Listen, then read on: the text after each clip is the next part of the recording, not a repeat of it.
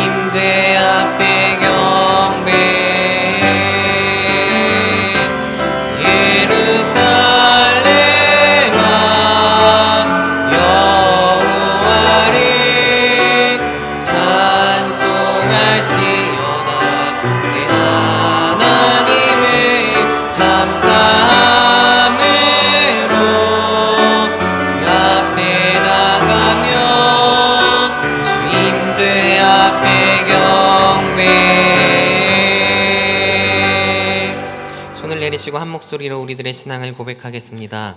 전능하사 천지를 만드신 하나님 아버지를 내가 믿사오며 그 외아들 우리 주 예수 그리스도를 믿사오니 이는 성령으로 잉태하사 동정녀 마리아에게 나시고 본디오 빌라도에게 고난을 받으사 십자가에 못 박혀 죽으시고 장사한 지 사흘 만에 죽은 자 가운데서 하늘에 오르사 전능하신 하나님 우편에 앉아 계시다가 저리로서 산자와 죽은 자를 심판하러 오시리라.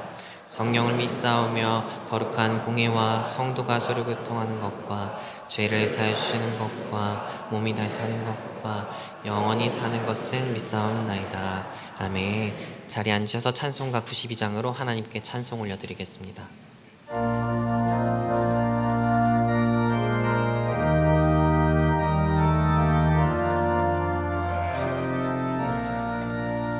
위에 계신 나의 친구 그의 사랑 지극하다.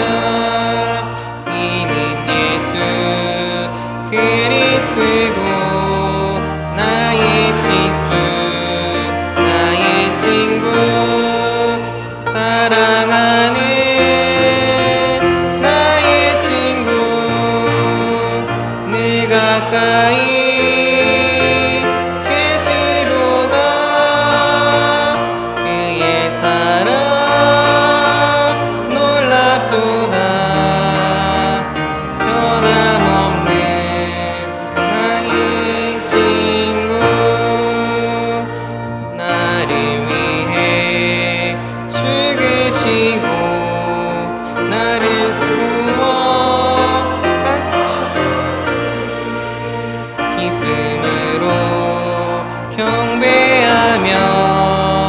찬양하리.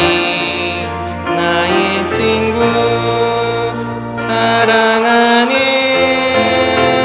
나의 친구 늘 가까이 계시도다. 그의 사랑 놀랍도다. 변함없는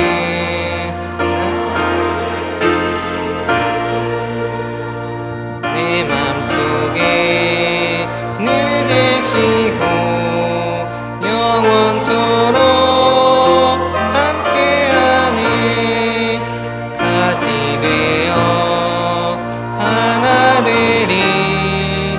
포도나무 나의 친구 사랑하는 나의 친구 늘 가까이 계시도다. 그의 사랑 놀랍도다. 변함없는 나의 친구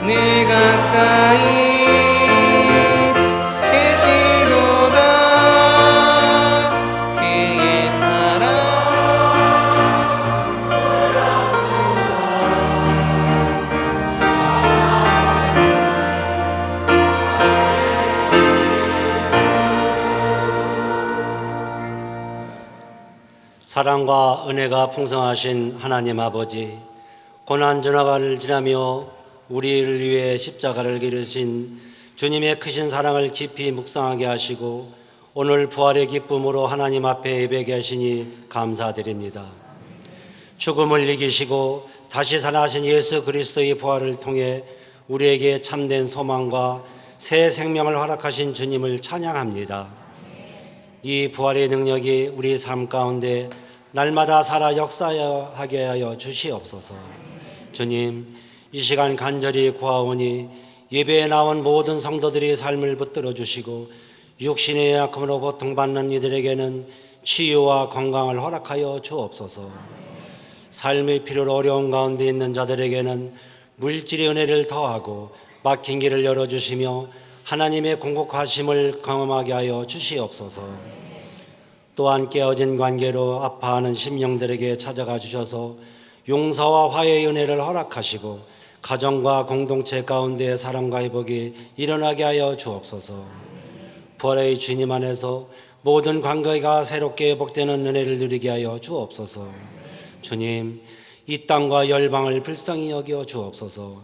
전쟁과 갈등 속에 있는 지역들을 긍휼히 여겨 주시고 특별히 이란 중동 지역 가운데 있는 모든 분쟁과 전쟁이 속히 멈추게 하시며 평화의 길이 열리게 하여 무고한 생명이 더 이상 희생되지 않도록 주님께서 역사하여 주옵소서. 이 시간 드려지는 예배 가운데 성령으로 충만한 예배가 되게 하옵시고 말씀을 선포하신 목사님께 능력을 더하여 주셔서 우리 모두가 은혜 받는 시간이 되게 하여 주옵소서. 주님, 진행 중인 마더와이즈와 이번 주 내적 지요 수양회를 주님 손에 올려드립니다. 모든 일정을 주님께서 축복하여 주셔서 내 안의 상처와 아픔이 치유되고 묶였던 마음이 풀어지며 참된 회복과 자유를 누리게 하옵소서. 마더와이즈를 통해 모든 어머니들을 축복하시고 하나님의 지혜와 사랑으로 자녀를 양육하며 믿음의 가정을 세워지게 하여 주옵소서. 예배 가운데 찬양으로 섬김으로 헌신하는 성도들에게 은혜로 잘 감당하게 하옵시고 축복에 축복을 더하여 주시옵소서. 우리의 생명 되신 예수 그리스도 이름으로 기도드려옵나이다. 아멘.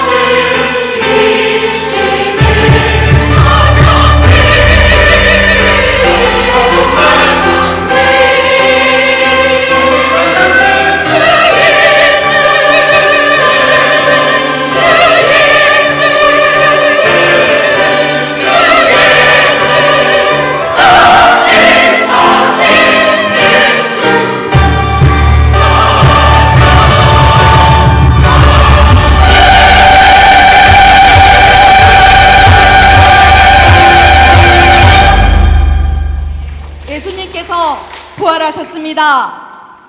원수를 다 이기고 무덤에서 부활하셨습니다.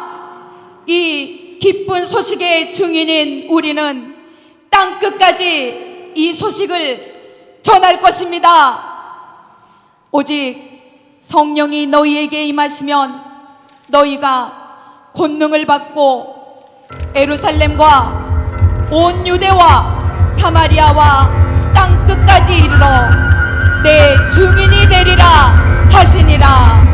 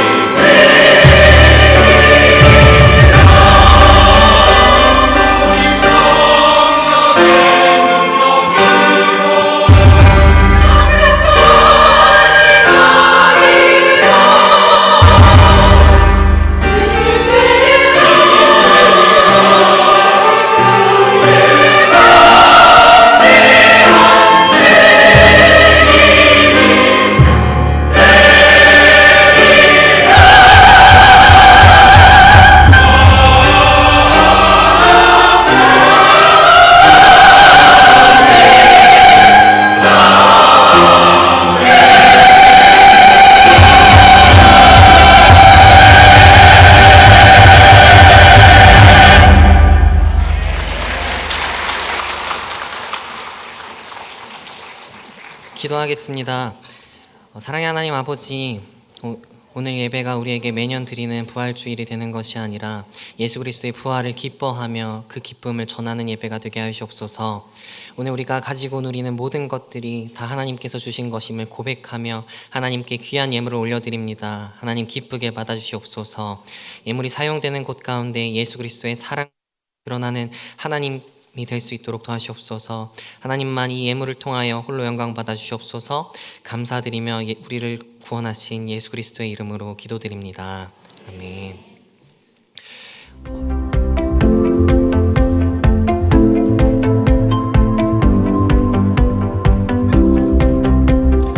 국내외 할 것 없이 현대 사회는 성적 정체성이 흔들리고 가정 질서가 변질되어가는 심각한 위기에 직면해 있습니다. 아버지들이 아버지로서 그리고 남편으로서 정체성을 자각하고 하나님께서 부여하신 권위를 되찾도록 돕는 불안 아버지 학교는 코로나 팬데믹에도 불구하고 해외에서는 아버지 학교가 꾸준히 열리고 있습니다. 힌두 문화에는 남편이 머리고 남편이 위에 높은 존재고 아내가 남편의 발을 씻어야 남편을 머리라고 이렇게 인정하는 거고 그리고 남편을 이제 신처럼 섬기는 거예요. 아버지 학교에서 남편이 아내 발 씻을 때는 이제 내 바른다를 위해서는 쉬운 일이 아니었죠.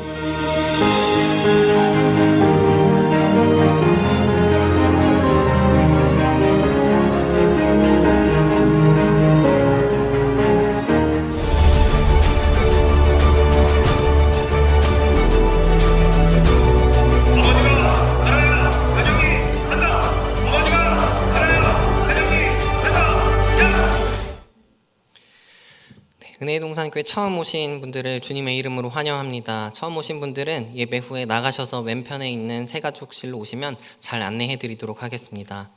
오늘은 부활주일입니다. 예수 그리스도의 부활과 은혜를 다시 생각하는 주일이 되기를 소망합니다. 금요중보기도 모임은 4월 10일 금요중보기도 모임은 내적 치유 수양회로 쉬어갑니다. 7번째 분립개척 동참 모집입니다.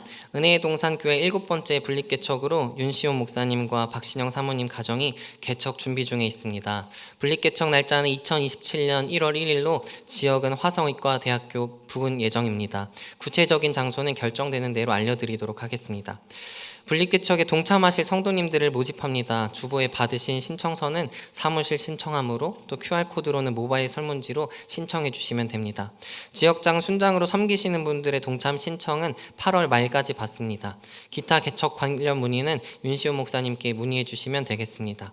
아버지 학교 수료자 전체 모임을 합니다. 대상은 아버지 학교를 수료하신 모든 분들입니다. 오늘 저녁 6시부터 8시에 모입니다. 문의는 정면채 장로님께 해주시면 됩니다. 은동교 개교 17주년 감사 예배가 있습니다. 4월 7일 화요일 오전 11시 비전홀에서 드립니다. 열린다락 플룻반이 4월 8일 수요일 저녁 6시 30분에 모입니다. 오슬기 집사님께 문의해 주시면 됩니다. 교역자 동정입니다. 이성원 목사님 또 이연아 비사모님께서 등남하셨습니다. 이번 주 식당 봉사는 동산마을, 또 다음 주 식당 봉사는 동산마을, 청소 봉사는 화평마을입니다. 오늘 생애 첫 예배 2 가정이 있습니다. 담임 목사님께서 축복 기도 해주시겠습니다.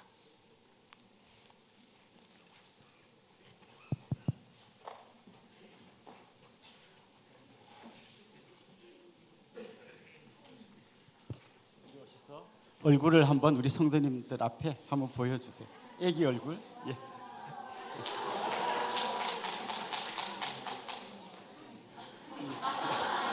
이제 기도 한번 합시다.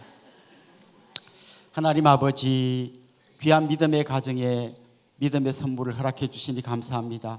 하나님께서 이 가정의 주인 되어 주시고 때를 따라 돕는 풍성한 은혜를 내려주셔서 여기까지 오게 하시고 또 이렇게 귀한 선물을 주신 줄 믿습니다. 하나님, 이 어린 생명 주님의 품에 안아주시고 친히 안수하여 주시옵고 지혜와 명철과 영육 간의 강건함을 허락하여 주셔서 주님 나라의 기둥이 되게 하여 주옵소서. 이 생명을 통하여 이 가정에 말할 수 없는 감격과 기쁨이 넘치게 하여 주옵소서. 감사하고 예수님의 이름으로 축복하며 기도하옵나이다. 아멘. 올해부터 새 생명이 태어나서 이렇게 축복 기도 받을 때 첫째가 태어나면 10만 원, 둘째가 태어나면 20만 원, 셋째가 태어나면 30만 원, 넷째가 태어나면 100만 원 이렇게 드리기로 했습니다. 예, 감사합니다.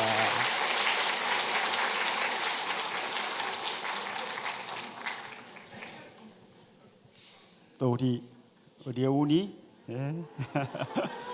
예, 우리 예훈이 위해서도 한번 기도하겠습니다.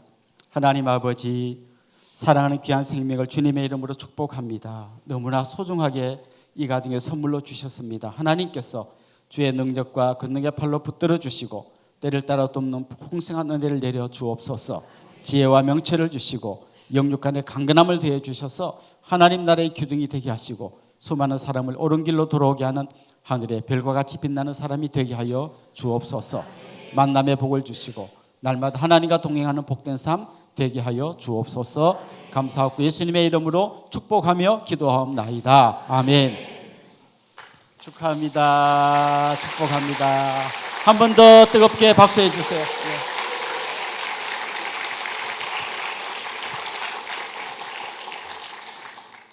네, 함께 하나님의 말씀을 보겠습니다. 오늘 하나님께서 우리에게 주신 말씀은 요한복음 20장 24절에서 29절 말씀입니다. 요한복음 20장 24절에서 29절 말씀입니다. 신약성경 184페이지에 있습니다. 네, 한 절씩 교독하여 읽도록 하겠습니다. 12제자 중에 하나로서 디두모라 불리는 도마는 예수께서 오셨을 때에 함께 있지 아니한지라. 제자들이 그에게 이르되 우리가 주를 보았다. 도마가 이르되 내가 그 손에 못자국을 보며 내 손가락을 그 못자국에 넣으며 내 손을 그 고리에 넣어보지 않고서는 믿지 않겠노라. 여드레를 지나서 제자들이 다시 집 안에 있을 때 도마도 함께 있고 문들이 닫혔는데 예수께서 오사 가운데 서서 이르시되 너희에게 평강이 있을지어다 하시고 내 손을 내밀어 내 옆구리에 넣어보라. 그리하여 믿음 없는 자가 되지 말고 믿는 자가 되라. 도마가 대답하여 이르되 나의 주님이시요 나의 하나님이시니이다. 예수께서 이르시되 너는 나를 본고로 믿느냐. 보지도 못하고 믿는 자들은 복되도다 하시니라. 아멘. 담임 목사님께서 나오셔서 나의 주 나의 하나님이라는 제목으로 말씀 전해주시겠습니다. 요즘 미국과 이란의 전쟁으로 호르무즈 해협이 막히면서 원유의 수입이 지금 막히는 상태입니다. 여러 가지 부작용이 우리나라에서도 나타나고 있는데 며칠 전에 신문에 보니까 이런 기사가 있어요. 스봉 대란, 이게 무슨 말인가 봤더니 쓰레기 봉투가 품귀 현상을 빚을 것을 예상하고 사재기를 하는 바람에 봉투를 구하기가 어려워졌다. 이런 기사가 떴습니다. 아마 여러분도 마트에 가시면 한 장 아니면 두 장만 이렇게 쓰레기 봉투를 구입할 수 있을 것 같습니다. 그러다 보니까 사람들이 요 한정된 봉투에 가능하면 많은 쓰레기를 좀 넣어야 봉투를 아낄 수 있으니까 그냥 계속 막 집어넣습니다. 잘 넣어보면요 생각보다 빈 구석이 많아요. 그래서 계속 넣으면 들어갑니다. 그런데 암만 그래도 한계가 있습니다. 5리터 봉지에 20리터를 넣겠다. 그건 절대 불가능합니다. 그까지 넣을 수 있고 그걸 넘으면 계속 넣으면 터져버립니다. 우리 사람에게도 어떤 것을 이해할 수 있는 능력에 한계가 있습니다. 거기까지는 이해가 되고 담을 수 있습니다. 그런데 그걸 넘어서면 그때부터 이해가 안 되고 억지로 쑤셔내려고 하면 부작용이 생기게 되는 거죠.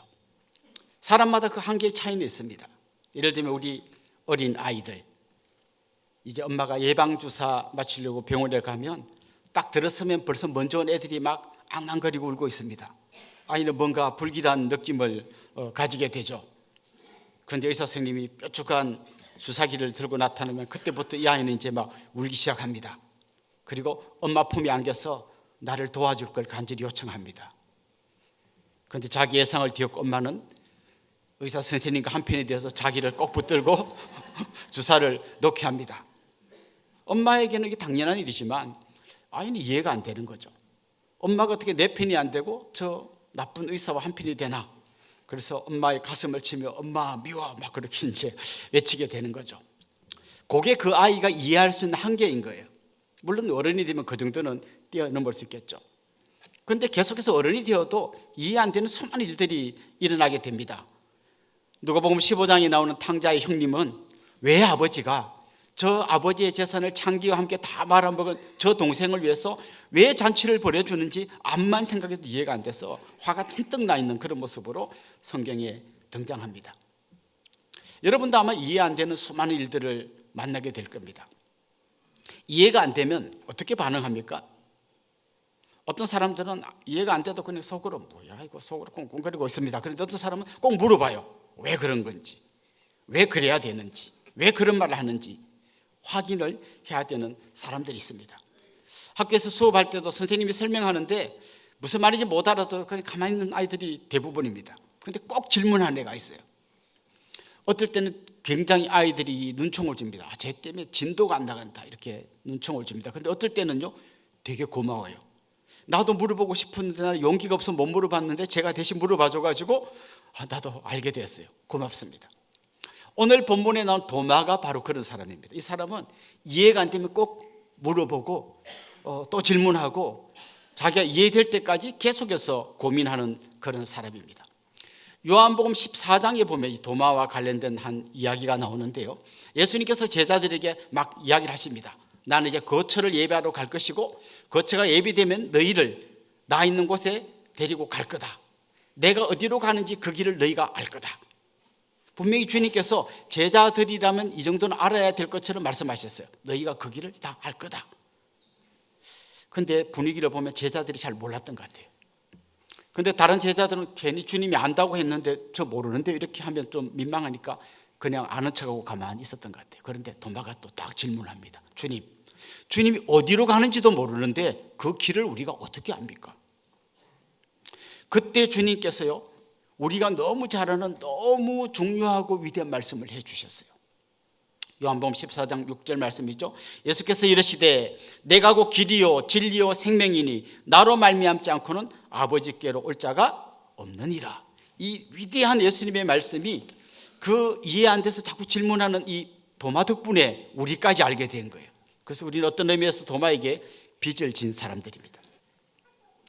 근데 또 도마와 관련된 또 하나의 에피소드가 요한복음 11장에 나오는데요. 이때는 예수님이 어떨 땐가 하면 죽은 나사로를 살리기 위해서 이제 가자라고 이야기할 때입니다. 우리 같이 가자 나사로. 그때 도마가 이렇게 말했습니다. 우리도 주와 함께 죽으러 가자. 주님은 지금 살리러 가자 하는데 도마는 죽으러 가자 이렇게 외칩니다. 굉장히 잘못된 뭔가 상황 파악을 하고 있는 거죠. 그 당시 예수님을 죽이려는 사람들이 많았고 이제 뭔가 그런 죽음의 그림자가 가까이 다가오는 것 같으니까 지금 나사로한테 가자 했더니 그럼 죽으러 갑시다 이렇게 이야기합니다. 여기서 도마의 성격을 약간 엿볼 수 있는데요. 엉터리로 이해했지만 자기가 이해가 되면 목숨도 걸 수 있는 사람이에요. 그러니까 지금 도마의 이야기는 사실 이름은 몇 번 나오지만 그가 무슨 말을 했고 그와 관련된 에피소드는 오늘 본문을 포함해서 3번 나옵니다. 그런데 이 도마의 이 몇 편 안 되는 이야기를 종합해 보면 도마는 어떤 사람인가?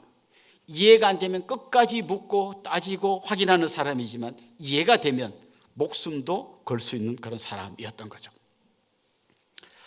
자, 오늘 본문에 나오는 도마는 뭔가 좀 이상한 점이 있습니다.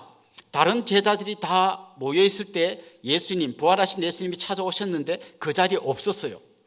성경에서는 그가 왜 없었는지는 설명하지 않지만 뭔가 그의 마음속에 제자들과 함께 있기에 불편한 뭔가가 좀 있지 않았나 그냥 추측을 할 뿐입니다. 그런데 나중에 이제 도마가 이 제자들을 만나보니까 거기 있던 제자들이 한결같이 이야기하는 겁니다. 예수님이 부활하셨다. 그리고 우리는 그 부활하신 예수님을 만났다. 예수님이 우리에게 너에게 평강이 있을지어다 말씀하셨다. 뭐 이런 여러 가지 예수님을 본 생생한 이야기를 막 들려줍니다. 그런데 중요한 건 도마가 믿지 않습니다. 도마는 지금 많은 정보를 들었지만 믿지 않습니다. 내가 정보를 듣고 아는 것과 믿는 것은 하늘과 땅만큼의 차이가 있습니다. 요즘 우리가 창세기 말씀을 같이 묵상하지 않습니까? 거기에 하나님께서 나는 전능한 하나님 여호와다. 그렇구나. 아는 거하고 진짜 하나님이 전능하시다고 믿고 그 하나님께 온전히 나를 맡기는 것은 하늘과 땅만큼의 차이가 있는 거죠. 그래서 오늘 본문에서 도마는 아는 것에서 믿는 것으로 지금 넘어가지 못하고 거기서 의심하고 고민하고 있는 그런 상황이 오늘 본문의 내용입니다. 그는 왜 믿지 못했을까요? 그는 이렇게 말합니다. 내가 내 두 눈으로 예수님 부활한 걸 보면 믿겠다 이렇게 말하지 않았어요. 그 정도가 아니고 나는 부활하신 예수님의 손에 있는 못자국에 내 손가락을 넣어보고 그 창자국에 내 손가락을 넣어봐야 믿겠다. 그는 완전한 어떤 증명을 해내고 싶었던 거죠. 보통 우리 이 말씀을 읽을 때 도마 성격이 굉장히 까탈스럽네 이렇게 이해하지만 사실 이거 성격 문제가 아니에요. 이거는 범죄한 인간이 갖고 있는 근본적인 문제입니다. 무슨 얘기인가 하면 아담과 하와가 선악과를 따먹은 이유가 뭔가 하면 하나님과 같이 되려고 했던 겁니다. 그 나중에 보면 하나님께서 이 사람들이 우리와 같이 선과 악을 알게 되었다 이렇게 말하는데요, 뭔가 하나님하고 같아졌다는 얘기가 아니라 선과 악은 하나님만이 판단할 수 있는 건데 자기들이 선과 악을 판단하는 기준을 갖게 되었다는 거죠. 무엇이 옳으냐, 뭐가 잘못됐냐, 내가 판단하는 거예요. 내가 아니면 아닌 거고 내가 맞다면 맞는 거다. 이게 타락한 인간의 본성입니다. 그런데 지금 도마가 그런 행동을 하고 있는 거죠. 아무리 부활했다고 해도 내가 아니면 아닌 거야. 자기가 모든 판단의 기준이 되어 있던 거죠. 예수님 당시에 사두개인들도 좀 이런 유행의 사람들이었습니다. 그들은 자기들이 확인하고 눈으로 볼 수 있고 경험할 수 있고 증명할 수 있는 것만 믿었어요. 그러다 보니까 부활이라든지 뭐 천사, 눈에 안 보이는 거는 믿지 않았습니다. 그런 관점에서 본다면 오늘날의 현대인들도 꼭 이와 같은 사람들이 대부분입니다. 요즘 우리가 과학을 너무나 지나치게 신봉하기 때문에 과학적으로 증명되는 것만 믿으려고 합니다. 근데 과학적으로 뭔가가 확실시 되려면요, 많은 과정이 필요합니다. 관찰해야 되고요, 가설을 세워야 합니다. 실험을 해보고 증명을 해내야 됩니다. 그리고 자기 어떤 견해가 나오고 마침내 그게 학설이 되는 이 굉장히 복잡한 과정을 거치게 됩니다. 그런데 여러분, 우리가 경험하는 모든 것을 여기 틀에 집어넣을 수는 없어요. 사랑, 이걸 어떻게 실험하고 어떻게 증명해냅니까? 우리 성경에 나오는 많은 이야기들, 자비, 은혜, 뭐 이런 추상적인 것들을 어떻게 실험해내고 증명해냅니까? 한정된 봉투에다가 억지로 집어넣으려고 하니까 들어가지는 않는 거예요. 그리고 터져버리는 거예요. 지금 도마가 보여주는 게 이런 모습이고 오늘 현대인의 모습인 거죠. 저도 좀 부끄러운 고백을 하자면 저에게도 그런 시간이 있었습니다. 저는 어릴 때부터 열심히 신앙생활하던 모범 학생이었습니다. 그리고 나는 목회자가 돼야겠다. 그래서 저는 뭐 한 번도 딴 눈 팔지 않고 열심히 교회 잘 다니고 하나님 말씀 잘 듣고 그리고 고등학교를 졸업하자마자 신학대학에 들어간 전형적인 모범 학생이었습니다. 그런데 신학대학 2학년 때 내 마음속에 어떤 회의가 찾아왔어요. 어떤 건가 하면 내가 이렇게 지금 예수님을 믿고 하나님을 섬기고 목회자가 되기로 했는데 혹시 이게 내가 좀 이렇게 생각을 깊이 할 수 있는 이때부터 믿은 게 아니라 하도 어릴 때부터 믿었으니까 이때부터 계속 세뇌를 당하다 보니까 계속 나는 세뇌에 대해서 믿고 있는 거 아닌가? 북한 아이들이 막 이사가 누가 줬냐면 김일성 어버이 수령님이 주셨습니다 하는 것처럼 나도 그렇게 믿고 있는 게 아닐까라고 하는 회의가 들었어요. 그래서 내가 이렇게 생각했습니다. 이제는 내가 사고할 수 있는 능력이 생겼으니까 한번 내가 정확하게 한번 검증을 해봐야겠다. 어느 종교가 진짜인지.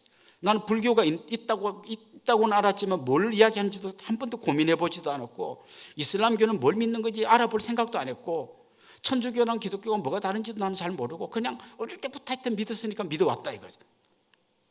근데 만약 내가 세뇌돼서 믿는 거라면 나도 불쌍하고 앞으로 내가 목사가 되면 내 설교를 듣는 이 사람들이 얼마나 불쌍해질 건가 이런 생각을 하게 되었어요. 그래서 제가 검증 작업에 들어갔습니다.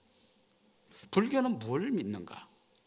그래서 도서관에 갔더니 뭐 불교 책이 다 한문으로 돼 있고 뭐 내가 볼 수도 없는 게 많고 쉽게 풀어 쓴 반야심경 이런 게 있더라고요. 이건 또 뭘 믿는 건가? 그리고 그 제 친구들 중에 불교 재단에서 설립한 학교 다니는 애들이 막 시험 봐야 된다고 반야심경을 외우고 있더라고요. 야, 그거 좀 줘봐라. 도대체 이건 또 뭐냐? 마하반야 바라밀다 심경 관자재보살 행심반야 바라밀다 심경 이건 뭐냐 이거. 그래서 그걸 외워도 보고 막 그걸 무슨 뜻인지 설명한 책도 읽어보고 그리고 명동성당 가서 또 그거는 뭐 하는 데인가 또 보고 막 내 나름대로 막 검증을 하다가 어느 날 문득 이런 생각이 들었어요. 내가 과연 신이라는 존재를 하나님이라는 존재를 검증할 능력이 있는가? 여러분 우리 오케스트라 잘해요 못해요? 이건 전부 다 그냥 민간인들이 하는 얘기예요. 뭐가 뭔지도 모르는 사람들이 하는 얘기예요. 진짜 프로가 보고 잘한다 해야 잘하는 거지. 이제 초등학교 들어가서 바이엘 상원 치는 애가 막 모짜르트 치는 그 보고 에이 되게 못 치네. 자기는 나비야 이게 잘 치는 거라고. 내가 그 수준인데, 내가 이제 나비야를 겨우 아는 수준인데 내가 어떻게 모차르트와 베토벤을 연주하는 사람 보고 잘한다 못한다 내가 어떻게 평가하냐고요. 나는 하물며 이 우주라고 하는 거대한 공간에서 먼지도 안 되는 존재인데 이런 내가 우주를 창조한 분이 누군지 어떻게 내가 알 수 있냐 이거예요. 내 주제에. 그러니까 내가 한참 검증을 하다가 이 생각이 딱 들어오니까 갑자기 길을 잃어버렸어요. 나는 할 능력이 없는 사람인 걸 알았어요. 큰일 났어요. 들어오긴 들어왔는데 길을 잃어버렸어요. 그래서 막 이렇게 고민하고 저렇게 고민하고 씨름하고 막 도서관에 갔다가 어딜 갔다가 하는데 어느 날 나한테 이런 질문이 들어왔어요. 내가 지금까지 살아오는 동안 하나님 앞에 수없이 기도를 했는데 그 기도가 응답된 건 뭔가? 우연이지. 그것도 우연이고 그것도 우연이고. 근데 제 기도의 특징이 뭔가 하면 그 당시에는 뭔가 약간 고상한 기도가 아니라 굉장히 실제적인 기도가 많았어요. 하나님 내일까지 등록금을 내야 되는데 아직까지 뭐가 안 됐습니다. 내일 학교에서 뭘 가져오라는데 해결 안 됩니다. 내일까지 머리를 깎고 가는데 아직까지 나는 머리를 못 깎았습니다.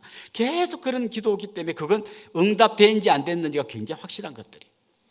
근데 그것도 우연이고 저것도 우연이고 하다 보니까 나중에 이런 생각이 들었어요. 이렇게 많이 우연일 수는 없다. 그렇다면 최소한 내 기도를 들어주시고 응답하시는 하나님 있는 건 확실하다. 그걸 붙들고 겨우 그 잃어버렸던 길에서 빠져나왔던 기억이 있습니다. 사실 여러분, 이 손바닥도 안 되는 내가 광대한 우주의 창조자가 누가 진짜인지를 말하라고 하는 것, 증명한다고 하는 건 굉장히 무모한 행동인 거죠. 그런데 지금 사실 도마가 그런 행동을 하고 있는 겁니다. 이 예수 그리스도의 부활이 사실이 아니냐를 자기가 한번 검증해 보겠다는 거죠. 도마의 이 불신 밑에는 자신에 대한 확신이 있습니다. 나는 충분히 검증해낼 수 있다. 나는 충분히 누가 잘못됐고 누가 잘된 건지, 누가 진짜고 누가 가짜인지 나는 확인할 수 있는 능력이 있다고 자기를 굳게 믿는 믿음이 있는 거예요. 이 불신과 확신은 사실 형제가 아니에요. 예수님에 대한 불신이 사실 나에 대한 확신에서부터 시작된 거죠. 결국 그는 무모한 작업을 지금 하고 있습니다. 한 요쯤 이야기가 딱 우리에게 들려오면요, 도마는 잘못됐다. 그럼 어떻게 해야 되나? 무조건 믿어야 된다. 무조건 믿는 걸 우리는요, 맹신이라고 합니다. 불신만큼이나 위험한 게 맹신입니다. 우리가 부활을 이야기할 때 묻지도 따지도 않고 뭐 조금 부활했어. 그냥 더 얘기하지 마. 부활했어. 이렇게 하는 거는 어떻게 보면 맹신입니다. 부활이 구체적으로 어떤 건지, 그리고 그 부활이 나에게 어떤 영향을 가져다 줄지를 분명히 알고 믿어야 합니다. 부활하신 예수님께서 죽음의 권세를 누르고 승리하셨습니다. 부활하신 예수님과 함께 우리도 부활하게 될 것입니다. 부활하신 예수님 때문에 우리는 죄와 사망에서 완전히 자유함을 얻었습니다. 이제 우리는 예수님이 승리하셨던 것처럼 부활하신 예수님과 함께 마귀에게 대적하여 승리할 수 있는 힘을 얻게 되었습니다. 우리는 언젠가 이 땅을 떠나가는 죽음을 경험하겠지만 죽음 너머에 부활이 있음을 믿습니다 라고 하는 이 구체적인 부활에 대한 걸 알고 믿어야 하는 거죠. 그래서 오늘 우리는 이 본문 앞에서 불신이 얼마나 위험한가와 함께 맹신이 얼마나 위험한가도 같이 알아야 합니다.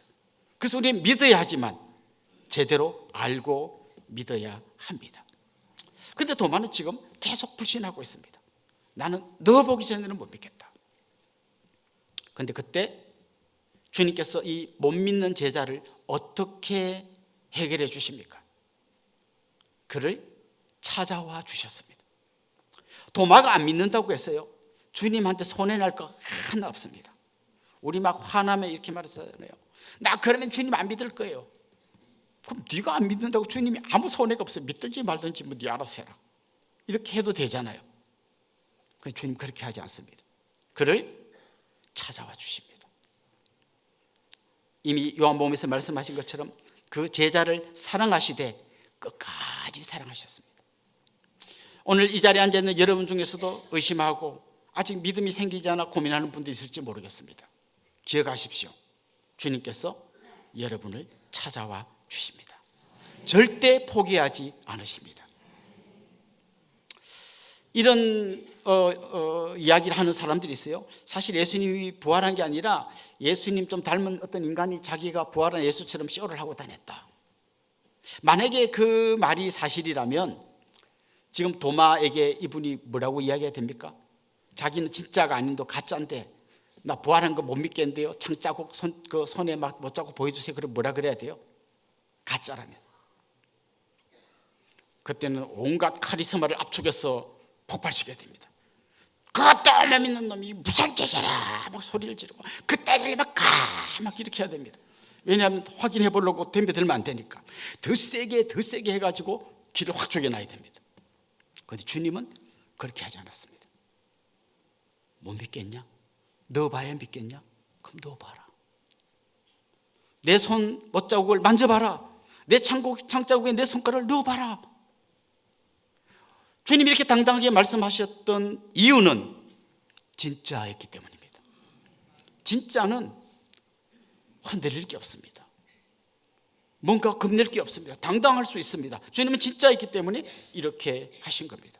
그리고 그의 상처를 보여주셨습니다. 주님은 논리로 도마를 제압하는 대신에 십자가에서 찍히신 그의 상처를 보여주셨습니다. 주님은 십자가의 흔적을 그에게 보여주셨습니다. 진정한 믿음의 근거는 논리가 아니라 십자가와 부활, 바로 이것입니다. 주님은 그를 책망하는 대신에 믿음을 주셨습니다. 찾아오신 주님께서. 사실 우리가 믿지 못할 때 우리는 때로 여러 논리로 설득하기도 하고 권면하기도 하지만 진짜 마지막 해결책은 우리를 찾아오셔서 우리의 마음문을 두드리시는 그 주님의 문 두드리는 소리를 듣고 문을 열어주면서부터 진정한 믿음이 생기는 겁니다. 그래서 믿음이 없는 분들, 잘 믿어지지 않는 분들은 주님께 기도하십시오. 주님, 저에게 믿음을 주십시오. 주님, 제 마음을 열겠습니다. 주님, 제 마음속에 들어오십시오. 우리를 찾아오시는 주님을 영접할 수 있기를 소망합니다. 예수님이 찾아오셔서 여기 넣어봐라. 그리고 믿지 못하는 자가 되지 말고 믿는 자가 되라 말씀하여 주셨을 때 단지 그 못자국과 창자국 진짜네? 라는 어떤 정명의 도구가 아니라 갑자기 이 못자국과 창자국이 도마의 가슴에 확 다가왔습니다. 저 못자국이, 저 창자국이 바로 나의 이 불신과 무지의 죄를 덮으시려는 우리 주님의 희생의 표시구나. 내 모든 죄를 짊어지시고 십자가에서 찢겨 죽으신 그 상처들이구나. 그래서야 도마의 마음속에 그 짧은 시간에 그게 확 들어온 거죠. 저 십자가의 상처와 저 십자가의 상처를 이기고 부활하신 주님이 있다면 더 이상 나의 상처 아픔은 나를 지배할 수 없다. 나는 이제 저 상처를 통하여 나의 모든 상처를 책임지시고 저 십자가의 죽음을 통하여 나의 죽음을 대신 죽으시고 그리고 그 죽음을 이기고 승리하신 부활의 주님이 이제 내 인생을 끌고 가실 것이다. 오랫동안 차갑게 식어있던 도마의 가슴에 주님이 다시 불을 지펴주셨고 그의 가슴이 다시 뜨겁게 뛰기 시작했습니다. 그리고 마침내 그가 정말 깊은 마음에서 우러나오는 신앙의 고백을 했습니다. 나의 주님이시며 나의 하나님이십니다. 그동안 반쯤은 눈을 감고 살았던 도마의 눈이 확 열렸습니다.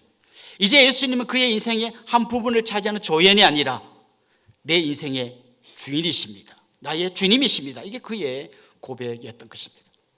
진짜 그 예수님이 나를 위하여 손이 찢기시고 창자국에 표시난 대로 창에 찔리시고 십자가에 죽으시고 고난 가운데서 죽으시고 부활하신 그분이 정말 예수 그리스도가 맞다면, 그분이 내 인생의 주인이라면 나는 저 주인을 위해서 내 생명 전체를 다 바치고 내 인생 전체를 다 바쳐도 아깝지 않습니다. 사실 이게 그의 고백이에요. 나의 주인이시며 주님이시며 나의 하나님이시라는 고백은 이제는 내가 당신이 부활한 걸 믿겠소 라고 하는 인정이 아니라 이제는 더 이상 내가 기준이 되지 않고 예수님이 내 삶의 기준입니다. 이제는 내가 판단하는 게 아니라 주님이 말씀하시는 것이 진리임을 믿습니다. 이제는 내가 내 꿈과 내 소망과 내 희망을 따라 살아가는 사람이 아니라 이제는 내 인생의 주님 되시는, 주인 되시는 예수 그리스도를 따르면서 살겠습니다. 이게 그의 고백이었습니다. 주님 만나기 전에 의심이 깊었던 것처럼, 아니 그만큼 주님 만난 뒤에 그의 확신은 더 견고해졌습니다. 이제 그 누구도 그의 믿음을 흔들 수 없는 견고한 믿음을 갖게 되었던 거죠. 사실 초대교회 성도들이 이 요한복음의 최초의 독자들 이 말씀을 읽었을 때요, 그들은 엄청 큰 충격을 받았을 거예요. 사실 이 고백은 쉽게 할 수 있는 고백이 아니에요. 그 당시에 로마에 통치하였던 모든 제국의 사람들은 늘 이렇게 고백했어야 했어요. 황제가 나의 하나님이며 나의 주님입니다. 이걸 늘 고백해야 했어요. 황제, 가이사가 나의 하나님이고 나의 주님입니다. 이걸 늘 고백했어야 했어요. 그런데 지금 도마의 고백은 뭡니까? 황제가 아니라 예수 그리스도가 나의 하나님이고 나의 주님이십니다. 이건 그냥 너는 생각이 좀 다른 애가 아니라 로마의 어떤 관리들이 봤을 때 죽으려고 환장했냐라고 하는 바로 그런 이야기인 거죠. 너 감히 황제의 하나님 됨과 주인 됨을 거부한다는 거야? 너 죽을래? 이렇게 말할 수 있는 엄청난 도전인 거죠. 사실 그 당시 로마는 다른 종교에 대해서 굉장히 관용적이었어요. 그냥 니네 믿던 대로 믿어. 괜찮아. 대신에 한 가지만 고백해. 황제가 나의 하나님이고 나의 주인이고 요것만 고백하고 그 다음 네가 하던 대로 해. 다른 종교인들은 별로 안 불편했어요. 뭐 다신교를 믿고 이런 분들은 뭐 신 하나 더 끼워주지 뭐 하나도 안 불편해. 그런데 기독교에는 두 주인을 섬길 수 없는 거잖아요. 나의 주인은 오직 예수 그리스도 한 분뿐이십니다. 너 그러면 죽어. 뭐 죽어도 어쩔 수 없죠. 이게 그들의 신앙 고백이었던 거죠.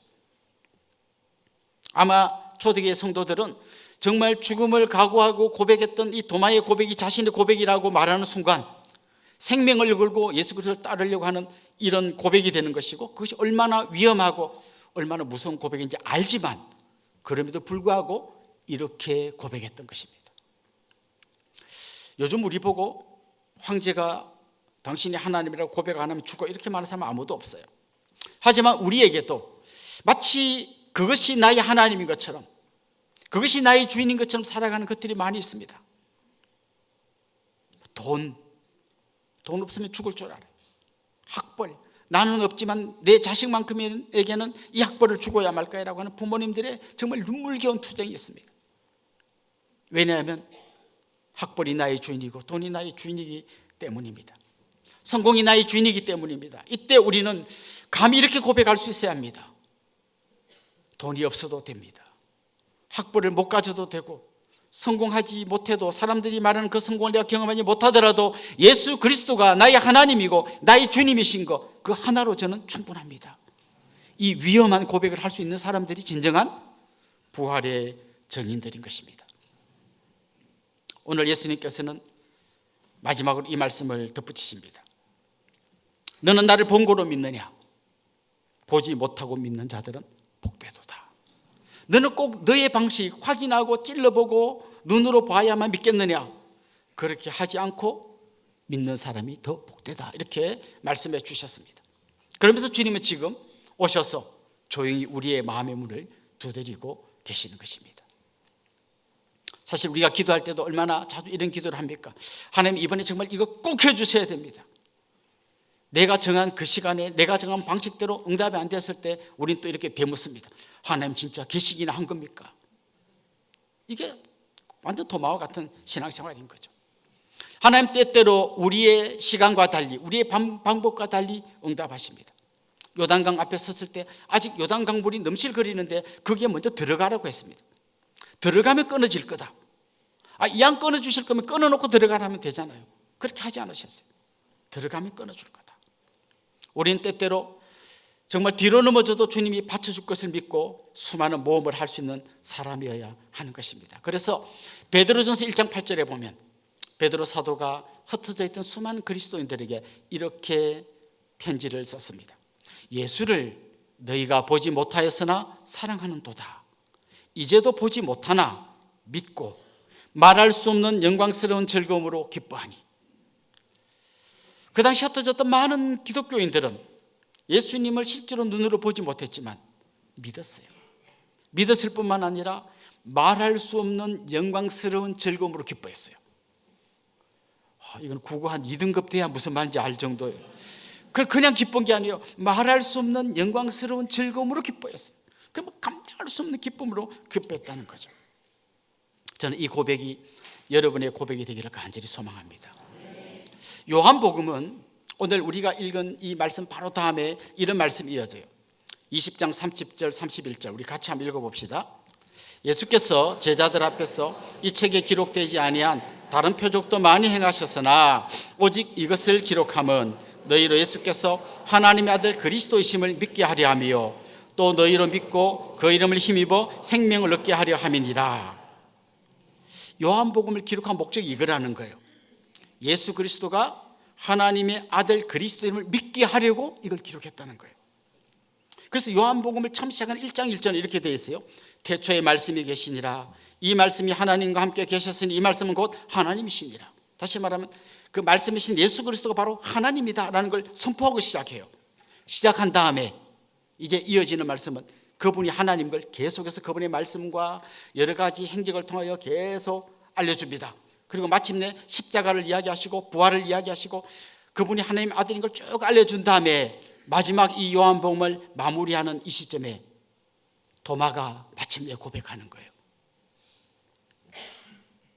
나의 주님이시며 나의 하나님이십니다. 객관적인 진리가 한 사람의 마음속에 깊이 뿌리를 내려서 자기 신앙 고백으로 나타나는 이 마지막 이 요한복음을 전체를 보는 눈이에요. 그래서 도마의 이 고백은 단지 한 사람이 이렇게 고백했구나가 아니라 우리에게 이렇게 말씀하시는 거예요. 예수 그리스도가 하나님의 아들이시고 여러분의 주인이라는 사실을 계속해서 말해왔는데 이제 마침내 요한복음을 마무리한 이 시점에 와서 여러분은 이 고백이 여러분의 고백이 되게 해야 합니다. 이게 오늘 요한복음이 우리에게 전해주시는 말씀이에요. 사랑하는 성도 여러분, 오늘 이 마지막 도마의 고백이 우리의 고백이 되기를 소망합니다. 십자가의 부활과 승리가 성경책에 기록된 이야기가 아니라 바로 나 자신의 깊은 신앙 고백이 되기를 소망합니다. 의심을 넘어서 확신으로 내가 주인 되었던 삶을 그만두고 예수 그리스도가 나의 주인임을 고백하는 복된 믿음의 사람들 될 수 있기를 주님의 이름으로 축원합니다. 우리 같이 한번 찬양하도록 하겠습니다. 주의 이름 높이며 주를 찬양하나이다. 이 찬양 같이 하겠습니다.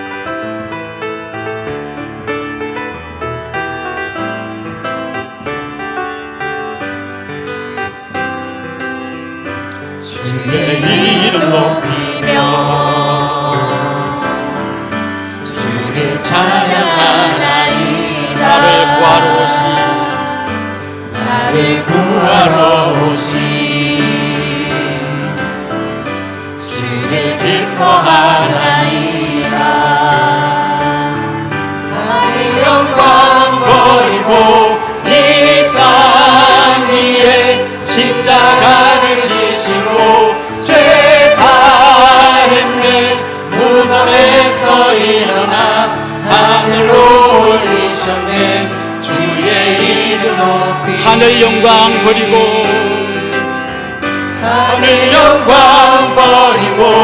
이 땅 위에 십자가를 지시고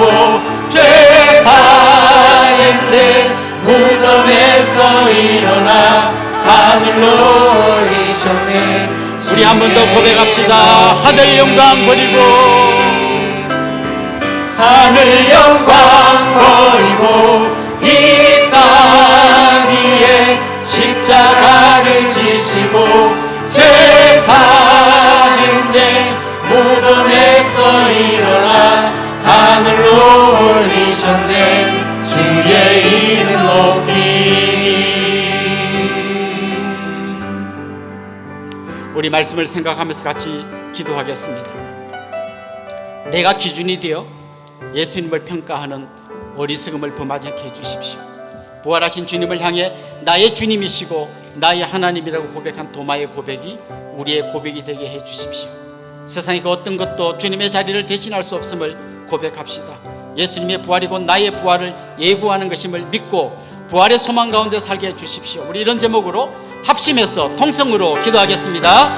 살아계신 우리 하나님 아버지, 오늘도 부활하신 주님을 우리의 주님이시요 우리의 하나님이시라고 믿음으로 고백하며 이 자리에 나옵니다. 우리 스스로 우리의 기준으로 주님을 평가하고 공평한 어리석음을 범하지 않게 해주시고 주님의 놀라운 부활의 능력 앞에 무릎을 꿇게 하여 주옵소서. 주님, 믿음이 없는 사람들의 기도를 들어주시옵소서. 믿음 없는 우리에게 믿음을 더하여 주셔서 주여 보지 않고 믿는 믿음을 갖게 하여 주옵소서. 무조건 믿는 맹신이 아니라 이 부활이 나에게 얼마나 놀라운 일이고 다가온 일을 고백하는 진정한 믿음의 고백을 하게 하여 주옵소서. 하나님, 이 부활이 곧 나의 부활을 예고하는 것을 믿게 하여 주옵소서.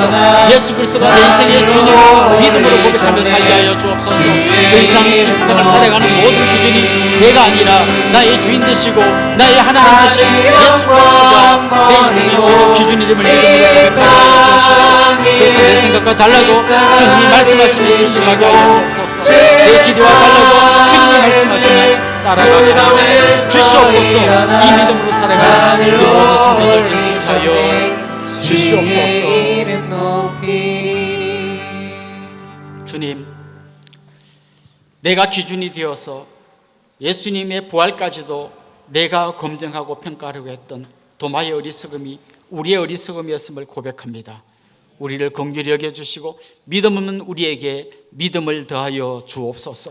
이 시간 기도하옵기는 도마를 찾아오셨던 것처럼 우리를 찾아오셔서 우리 마음을 두드리시는 그 주님에게 우리의 문을 열게 하여 주옵시고 예수 그리스도가 나의 주인이시며 나의 하나님이심을 고백하며 살아가는 믿음의 사람들이 되게 하여 주옵소서. 감사하고 예수님의 이름으로 기도드리옵나이다. 아멘. 이제 저를 잠깐 주목해 주시면 좋겠습니다. 같이 축하하고 또 환영하면 좋겠는데요. 지난주가 생일이었던 분 한번 손 들어볼까요? 일어나시죠. 제가 이렇게 말했더니 오늘이 생일이어서 지난주가 안에서 못 드는 분이 있다 하는 걸 들었어요. 오늘도 손 드시면 됩니다. 지난주부터 오늘까지 생일이었던 분, 그리고 지난주부터 오늘까지 결혼 기념일이셨던 분도 한번 손 들어볼까요? 네. 혹시 오늘 우리 교회 처음 오신 분, 또 등록하기를 원하는 분, 그런 분도 한번, 네, 감사합니다. 우리 이분들 주님의 이름으로 환영하고 또 축복하도록 하겠습니다. 아주 먼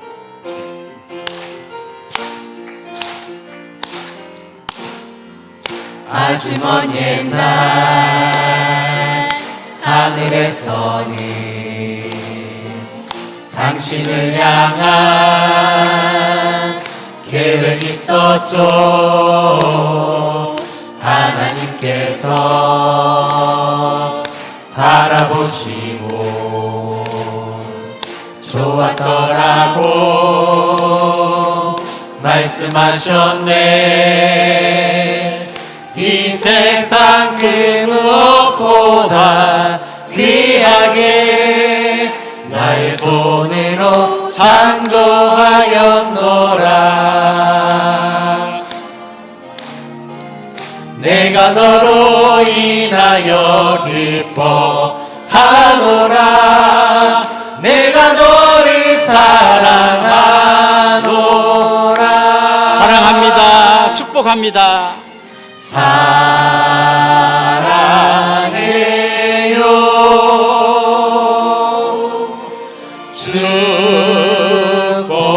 축복해요.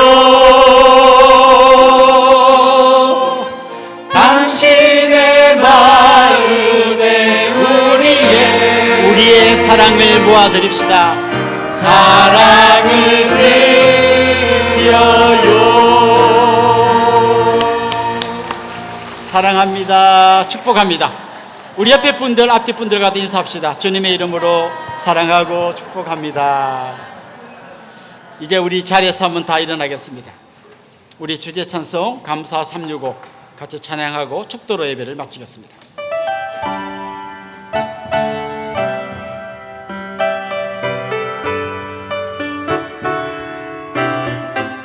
오늘 우리를 이곳에 두신 특별한 하나님께 함께 하시네. 그 무엇도 감사로 고백해요. 지금 이곳에 함께하는 이 소중한 하나님 은혜 매일의 감사 삼아 큰 소리로 선포해요. 여호와께 감사하라. 그는 선하시며 인자하심이 영원하도다. 오고 가는 모든 시간에 감사로 찬양하리라. 여호와께 감사하라. 그는 선하시며 인자하심이 영원하도다. 오고 가는 모든 시간에 감사로 찬양하리라. 우리 주 예수 그리스도의 은혜와 하나님 우리 아버지의 극진하신 사랑과 성령님의 감화, 감동, 위로, 교통, 충만하심이 사랑하는 주님의 백성들과 그 가정 위에 이제로부터 영원토록 함께 있을지어다. 아멘.